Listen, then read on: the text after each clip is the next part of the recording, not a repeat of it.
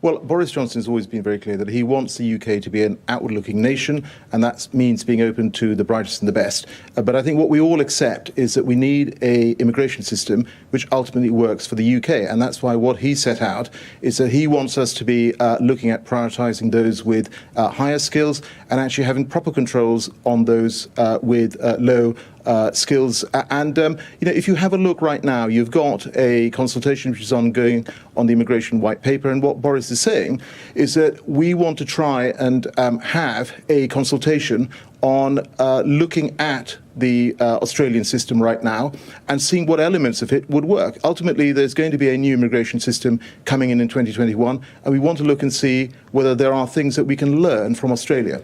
OK, so how does it differ at the moment? Well, how it differs at the moment is that, firstly, if you are from the EU, you're able to come here. There's free movement. Obviously, that will end.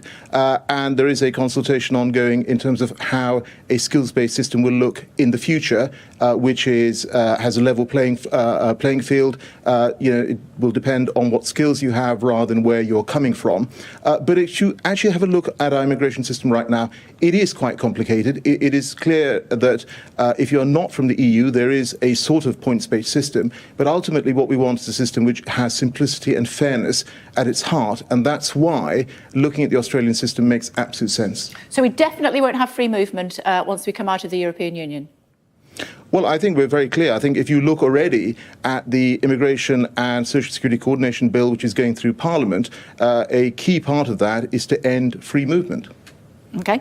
But it's, may I add one other point on this, which is, of course, in terms of EU nationals who are already here. And one of the things that Boris Johnson has always been very clear on, and in fact, he was very clear on this from 2016, after the referendum result, is that we shouldn't be playing any games with those people who have made their lives in the UK.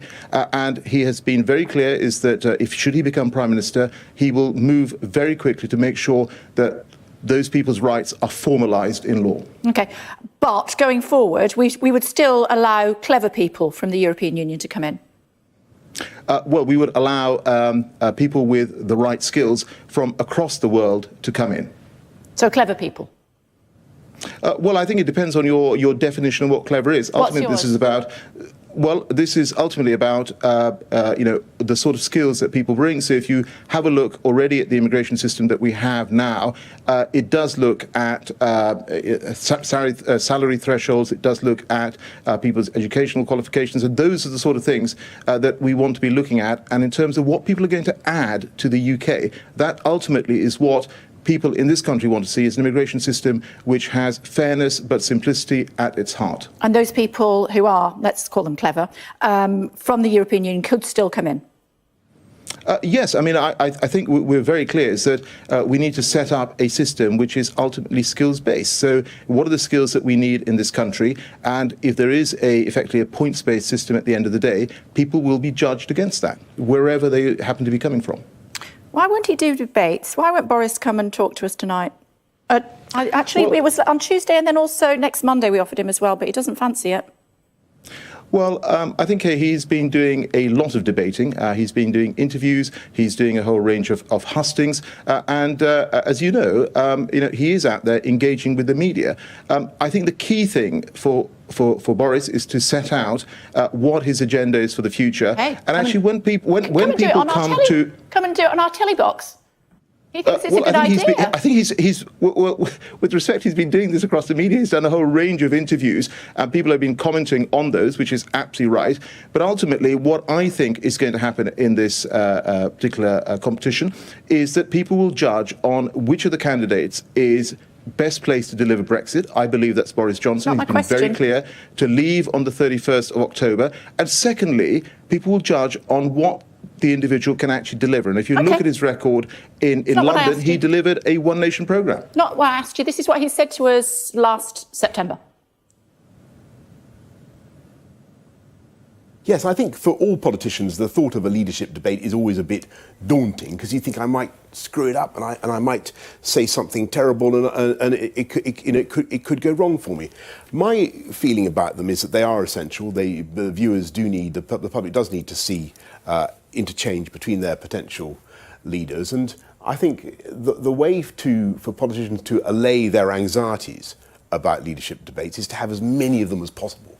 So, you know, you can make a cock up in one and then you know, say something sensible in the next. And that's the way to do it. As many as possible, he said then. Well, he's doing 18 hustings around the country. He is engaging with the media. As I said, he's done a whole range of interviews. He's engaging with the print media. He's done interviews. So I think it's very unfair to say that Boris is not engaging. He's absolutely doing that. I didn't say that. Didn't say that. I just said he said as many as possible. And we're offering him an opportunity and he doesn't want to come. So he's fritzed, isn't he? Well, no, absolutely not. I mean, when you say as many as possible, it's also a question of fitting this into a timetable. Jeremy Hunt's doing the same thing. He's doing as many hustings and he's come in. Okay, I think the key issue here is to make sure that the two leadership candidates are out there engaging widely across the country. You're seeing Boris going around the country, talking to people and making the case for why he would be the best person to be our Prime Minister. And as I said, ultimately it comes down, for me, to who is going to deliver Brexit on the 31st of October. That's Boris Johnson. And who has a track record of delivering a domestic agenda, which is on a one-nation basis. But that's Boris Johnson. He said then that he would do as many as possible. You're saying he's doing plenty already. I'm saying Jeremy Hunt is doing just as many, and he still wanted to come on and do our show. So are we saying that Jeremy Hunt's got more stamina than Boris?